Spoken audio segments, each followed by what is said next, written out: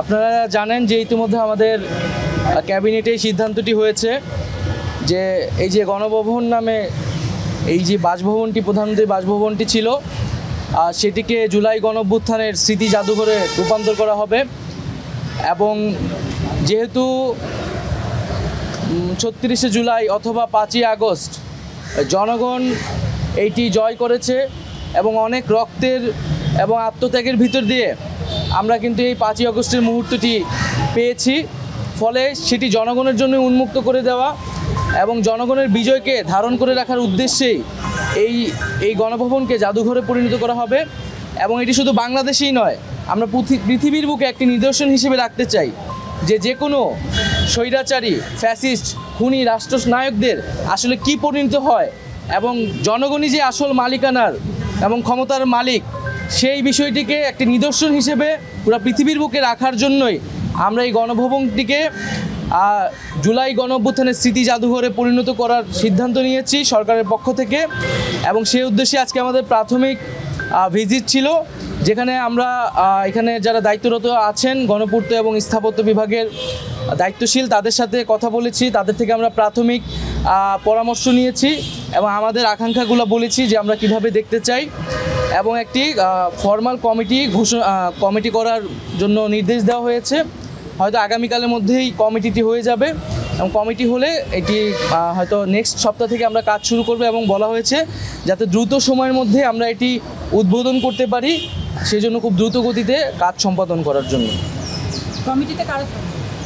এক্সপার্টরা কমিটিতে যারা বিশেষজ্ঞ রয়েছেন, স্থাপত্য সাথে জড়িত এবং জাদুঘর বিশেষজ্ঞ এবং যারা আর্টিস্ট রয়েছেন তাদের থেকেও, এবং আমরা বিদেশে যারা রয়েছে জাদুঘর বিষয়ে বিশেষজ্ঞ বা এরকম অভ্যুত্থানের স্মৃতি জাদুঘর করার অভিজ্ঞতা রয়েছে, তাদের সাথেও যোগাযোগ করার পরামর্শ নেওয়ার জন্য বলা হয়েছে।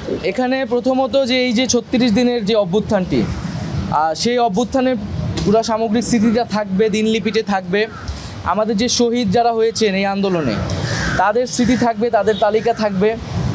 এবং এই আন্দোলন ছাড়াও গত ১৬ বছরে আমরা এই অভ্যুত্থানটাকে তো একটা ১৬ বছরের একটা